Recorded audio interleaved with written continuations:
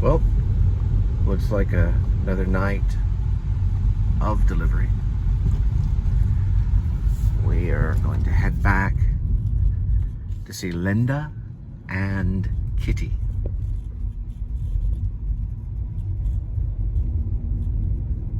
Okay guys, I wanted to talk to you. First of all, I want you to know you won't have to worry about this because this whole show is probably for the younger generation. I'm pretty sure it is. But everything is symbolic to a hippie. Remember that. Everything is symbolic to a hippie. Okay? Also, remember this. Some of the things that they say to you, like, and I agree with one of them, one bird in your hand is better than two in the bush. I'll go with that one, because I know what it means. You got something, you might as well hang on to it rather than drop it and lose it, because that bird will fly away, and you go after the two in the bush, and then they fly away, and you have nothing. There's some truth to that, but don't live by that. Some do, some don't. David Byrne, he doesn't believe in any of it from the Talking Heads. He hates all those sayings. And he likes to say, stop making sense. But then again, everything's symbolic to David Byrne. I promise you that's true. Everything is symbolic to David Byrne. It says in the Bible, carefree and nothing, but in everything, let your request be known to God with sublimation and thanksgiving. I believe in that. You can live by that philosophy. Let your request, your personal request, be known unto God. And be carefree in nothing. So let your request. Now, it starts with be carefree in nothing and let your request be known to God with sublimation and thanksgiving. But there's like 50 different interpretations, and you'll get like 30 different theology people, maybe from Dallas Theater. I mean, sorry, well, they did theater, but Dallas Theological Center I worked with when I did drama theater. And then maybe Swabitz over here, Southwestern Baptist Theology. I think that's correct. Southwestern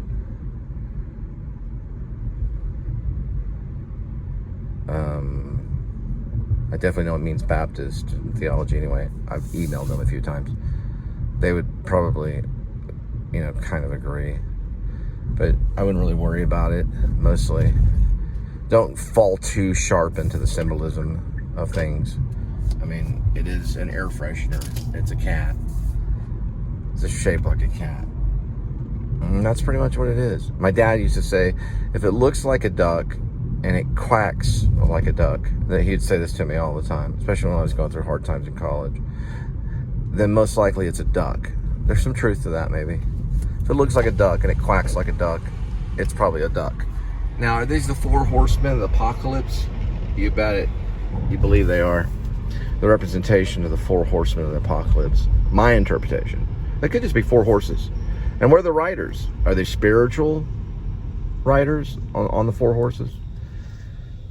I don't know. I can tell you one thing. You can sit there Sunday school. It'll drive you crazy. But it's good to do. It's a good test to go through. Reading about Revelations. I can tell you, it's scary at times. I think you'll go really far into it.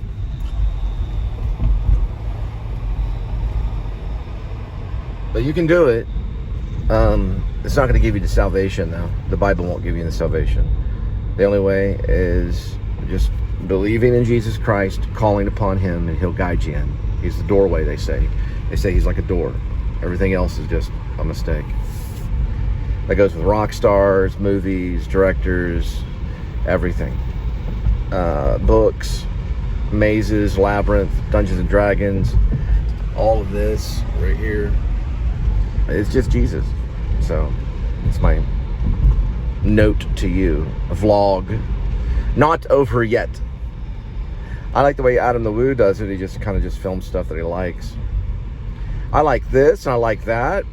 And I like milkshakes and Star Trek and Back to the Future. And he laughs. and he calls himself punk rock. The punks I knew would call him a sissy, but I'm sure he's cool. A lot of punks call people sissy. Is it okay to be sissy? You got to deal with it. You got to deal with it if you're a man. If you're a lady, it's easier. That's where the word, you ever heard of the word sissy?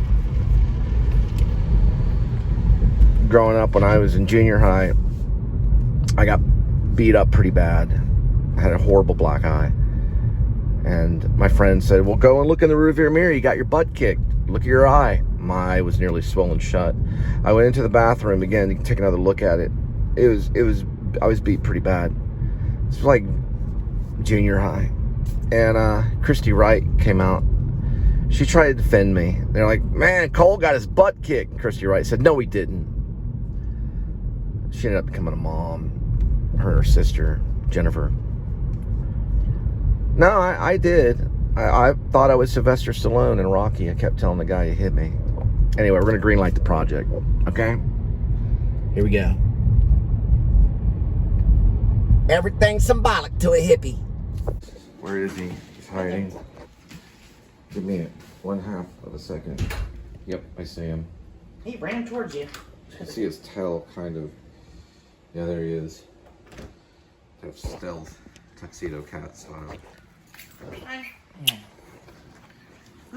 I know, dirty shoes are coming off. Over there. No. They're coming off. I cleaned the floor. I know, I believe you. Just give me a second. I can't just like disappear out of my shoes. Yes, you can. Okay, maybe. Dirty bag, dirty bag. Okay, the dirty bag is still there. It'll be there, Linda. It'll be there. Turn this around. For something else. Okay. Oh, I forgot. I'll get to the play in just a minute. Where's Kitty again? Yeah, you know, he's quick. Ooh. Come on, Kitty. Come on. Come on, Kitty. Come on. Get Jackson Maine's belt. Come on, Kitty. You can do it. Come on. Come on, Kitty. Get Jackson Maine's belt. Come on, Kitty. Come on. Where'd he go? You turned into Star Trek, Kitty. I was being funny. Where'd he go for reals? Seriously, you didn't know it was over there? Sorry, I'm just joking. I thought you were I honor A Star is Born. Sorry about that. There he is, Kitty. Come on, get Jackson Maine's belt. Come on. Come on, Kitty. No, I don't know if you base it on me. Jackson Maine's belt. Shouldn't joke around about that, right? I'm just joking. It's an army belt. It's different than the one he wrote about. See? God's in the detail. Yes, it's true. I named my belt Jackson Maine. And I named Kitty. What did I name Kitty? I named Kitty. Don't stop freaking out, Kitty. And also stop going after Linda's legs and stop scratching my pinky. Now, Kitty, I named you. What did I name you? I named you Edmund, Tuxedo, Scratchy Cassavetes. Scratchy Cassavetes. Yes, there's a reason for that. Only geniuses will figure it out. Scratchy, like, okay? So you're Edmund, Tuxedo, Scratchy Cassavetes. He's got 4 names like all my cats. I'll go through my whole cat vlog. But actually, my cat vlog got some attention. Okay. Scratchy. Edmund, Tuxedo, Scratchy Cassavetes. So let's see what Linda is cooking. Oven light. Woo-wee. Whoa. Hey, Snickley. Look at that kitty. What are you cooking? Chicken. Zucchini. Chicken? Yes. It's not done yet. I'm about to add the seasoning. All right. It's time.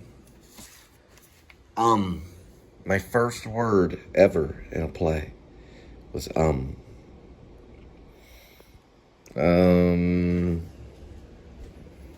Now we go into another world. Into the desert.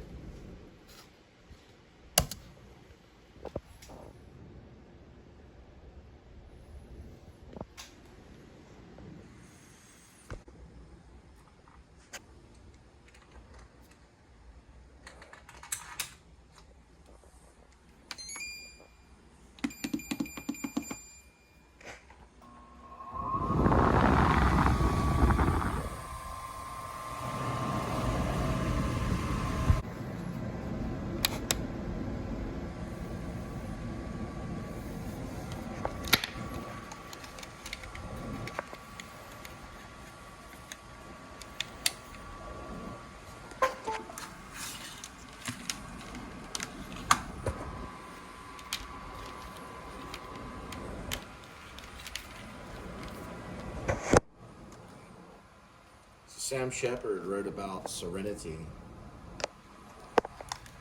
in 1400,000. Also in Red Cross. Those two plays are about serenity. So look up the definition of serenity. Right, Kitty?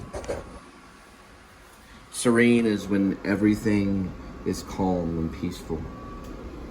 I do call for it a little bit in the play at times. Look at that kitty.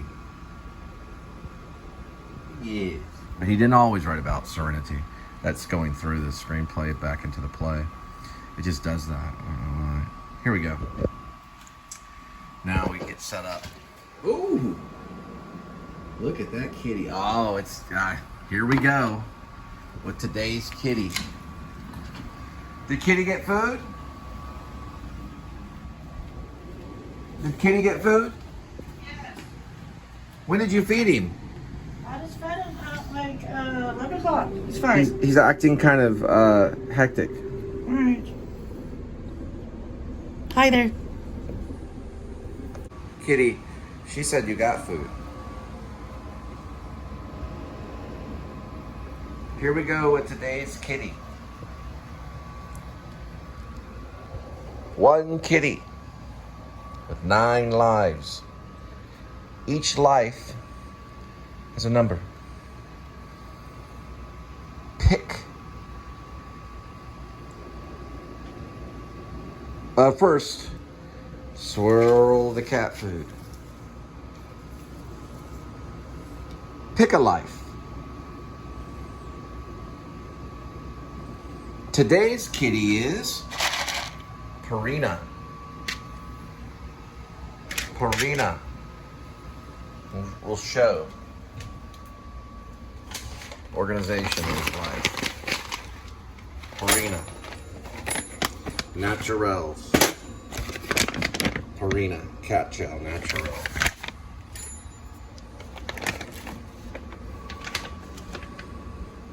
Linda's cooking squash. And whatever that is. I'm assuming chicken with sauce. She's got some French ancestry.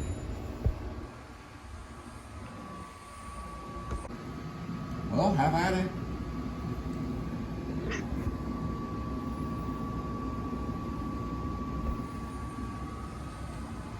Give it a try.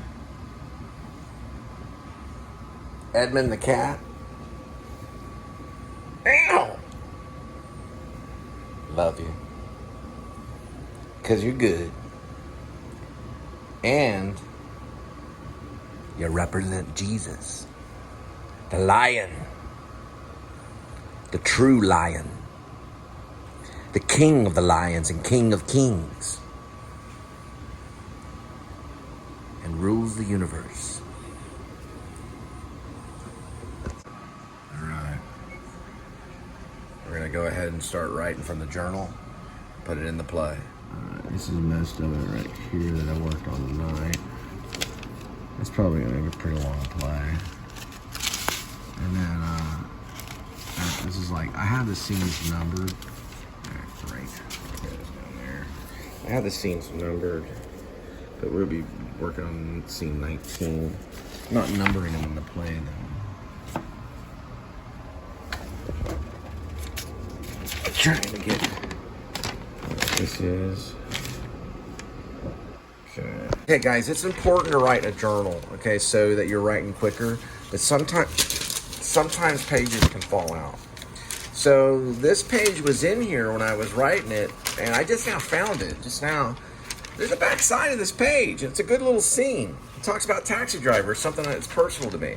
He's going to watch Taxi Driver with her, and then, you know, he tells us a dude film or whatever. We're going to do that scene right now. This is the beginning of the play, too. It's actually an important scene. It's got Bernard Herrmann's score in it. I don't know if they can get it on the play, but they might. So we got a little scene right here that we did not even do. So we're going to be doing 2 scenes tonight. So Linda's going to be in overdrive, and then I'm going to have dinner later. But, man, I'm working really hard on this. So we're going to go ahead and do a scroll. We're going to bring Linda in for this little scene, and then we're going to continue on and do 2 scenes tonight.